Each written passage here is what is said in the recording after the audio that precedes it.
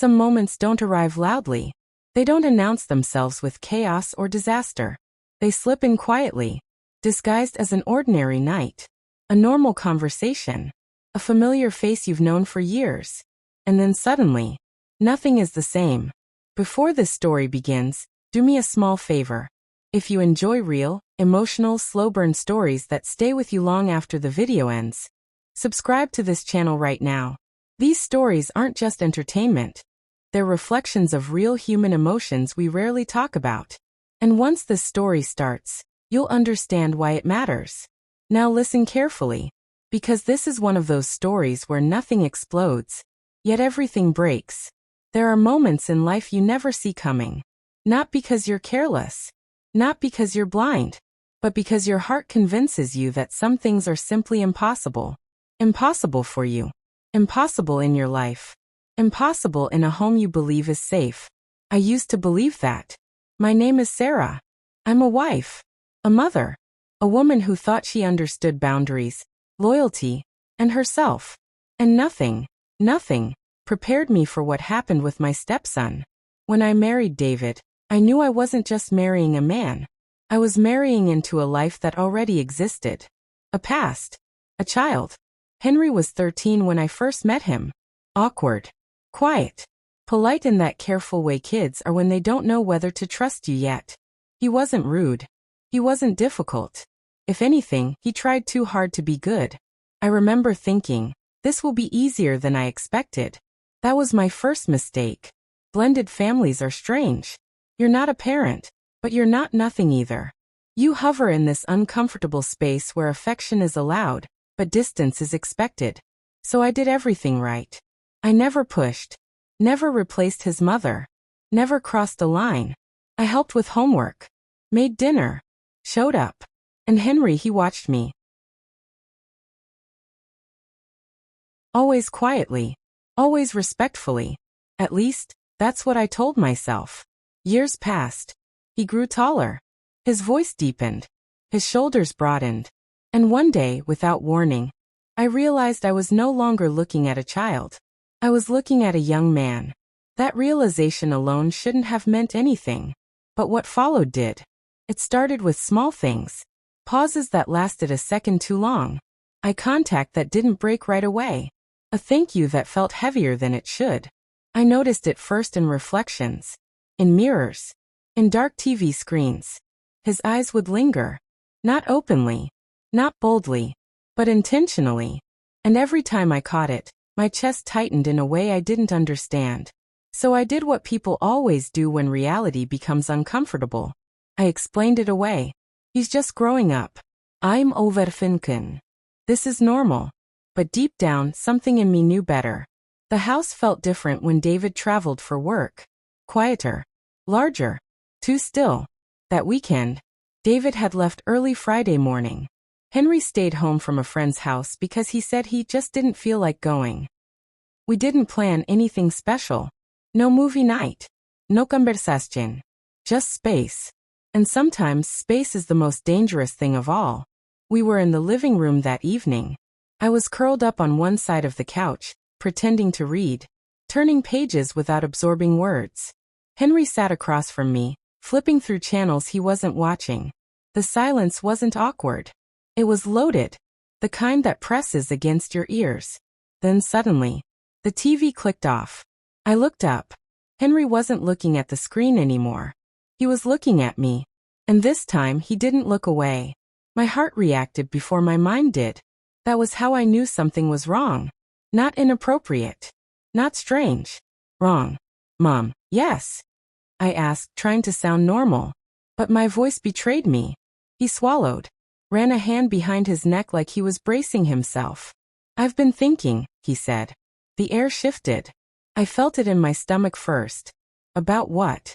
I asked, though every instinct in me screamed that I already knew. He hesitated. Then finally, about us. Time didn't stop, but it slowed enough for panic to set in. My heart pounded so loudly I was sure he could hear it. Henry, I began. But he didn't let me finish.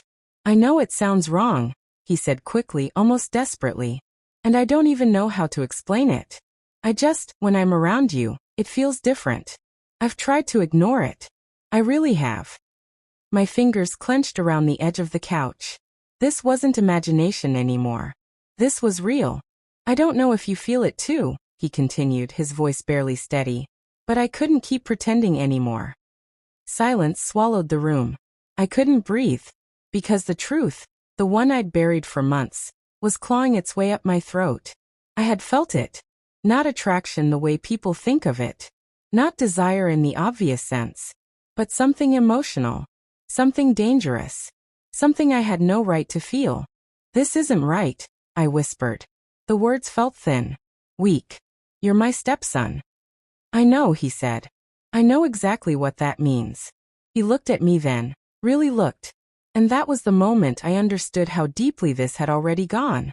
I'm not asking you to do anything, he said quietly. I just needed to know if I was crazy. I stood up. Distance. I needed distance. This can't happen, I said, my voice breaking despite myself. This could destroy everything. Our family. My marriage. Him. Me. He nodded slowly. But there was pain in his eyes. And something else. Something unresolved. I just needed to know, he repeated. And that was the most terrifying part. Because every memory replayed itself differently now. Every glance. Every moment. By morning, I put on a smile. Made breakfast. Acted normal. Henry did too. But we both knew. Something had shifted. Something that could never be undone. And that was only the beginning. The hardest part wasn't what Henry said that night. It was what he didn't say afterward. The silence that followed was heavier than any argument could have been. Words would have at least given shape to the chaos. Silence just let it grow. The next few days passed in a strange blur. We moved around each other carefully, like people walking through a room full of invisible glass. Conversations were polite. Short. Safe. But every sentence carried something unsaid beneath it. David called every night from his trip. I answered with a smile in my voice that didn't reach my heart. How's everything at home? He asked. Fine, I said. And in that moment, I realized how dangerous a simple lie could feel. Henry avoided being alone with me at first. Or maybe I avoided him. It was hard to tell. When he entered a room, I felt it immediately, my pulse changing, my body reacting before my mind could catch up. That terrified me more than anything else. I started questioning myself. Was this my fault? Did I do something without realizing it? Had I crossed a line without meaning to? Every memory rewound itself with a cruel new clarity. A laugh that lingered too long. A comforting touch on his shoulder. A moment of pride when he sought my approval. None of it had been intentional. But intent doesn't always matter. One evening a few days later, it happened again. Not a confession. Not a confrontation. Something worse. I was in the kitchen washing dishes. The sound of running water filled the room, giving me a false sense of safety. Then I felt it. Someone behind me.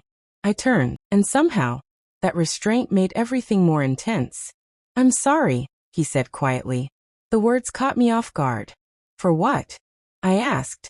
For putting you in that position, he said. I never wanted to make you uncomfortable. My chest tightened. You didn't do this alone, I admitted, before I could stop myself. The truth slipped out. And once spoken, it couldn't be taken back. He looked up at me then, startled. What do you mean? I dried my hands slowly, buying time. I should have shut it down sooner, I said. I felt it changing too. And I told myself it was nothing. His expression shifted. Not triumph, not relief. Something sadder. So I wasn't imagining it, he said softly. No. Y whisperat. But that doesn't make it okay. The air between us felt electric. Fragile. Like one wrong word could shatter everything. I don't want to ruin your life, he said. Or my dad's. That was the moment it finally hit me. How young he still was. Not a boy. But not a man ready to carry the weight of consequences either. And I was the adult. I had to be. This can never go further, I said firmly. Not emotionally. Not mentally. Not in any way. He nodded. But pain flickered across his face. I just don't know how to turn it off, he admitted. And that honesty broke something in me. Neither do I said. But we have to. David came home the following evening. The sound of his key in the door made my stomach drop. He hugged me like nothing had changed. Henry greeted him normally. And just like that, the world resumed its shape. But I knew better. Some cracks don't show on the surface. Over time, Henry pulled back. He spent more nights out with friends. Took a job. Started building a life that didn't orbit around our home. I encouraged it. Distance wasn't rejection, it was protection. For him. For me. For everyone. Months passed, not because the feelings disappeared overnight, but because we chose again and again not to feed them. And that choice came with a quiet grief no one ever talks about. Because walking away from something dangerous doesn't mean it wasn't real. It just means you loved everyone involved enough not to destroy them. Sometimes late at night, I still think about that moment. The night everything could have gone wrong. The line we stood in front of. And how close we came to crossing it. I don't regret stopping. But I do acknowledge the truth most people won't say out loud. Some emotions don't make you evil. They make you human. What defines you is what you do with them. Henry eventually moved out. We hugged goodbye. A normal hug. Nothing more. Nothing less. But his eyes met mine for just a second longer than necessary. And in that glance, there was understanding. Closure. And goodbye. Life went on. But shadows don't disappear completely. They just learn where to stay. And sometimes, the hardest battles aren't the ones you lose. They're the ones you win quietly. Without anyone ever knowing. What it cost you.